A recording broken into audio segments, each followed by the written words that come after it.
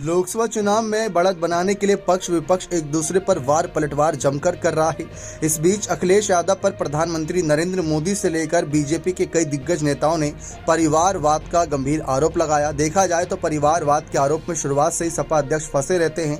हालांकि अखिलेश यादव भी उन पर पलटवार करने का कोई मौका चूकते नहीं। हाल ही में जब उनसे फिर से इस बाबत सवाल पूछा गया तो उन्होंने बड़े ही मजेदार तरीके से इसका जवाब भी दिया। दरअसल अखिलेश यादव, उनकी पत्नी डिंपल यादव सहित यादव परिवार के 5 सदस्यों को अलग अलग सीट से टिकट दिया गया है। यहां तक कि अखिलेश डिंपल की बेटी अदिति यादव ने भी इस बार अपने पिता और मां के लिए प्रचार किया मैनपुरी और कन्नौज में।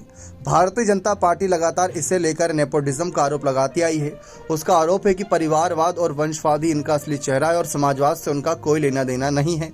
उन पर परिवारवाद और वंशवाद की राजनीति इतनी हावी हो गई कि वो पार्टी के दूसरे कार्यकर्ताओं और नेताओं को भूल ही गए।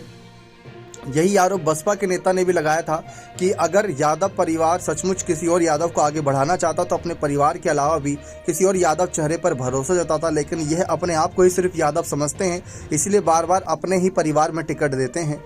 अब इसे लेकर अखिलेश यादव ने भाजपा को करारा जवाब दिया। उन्होंने परिवारवाद के आरोप से जुड़े सवाल का जवाब देते हुए कहा कि उनको किसने रोका, परिवार बढ़ा लें।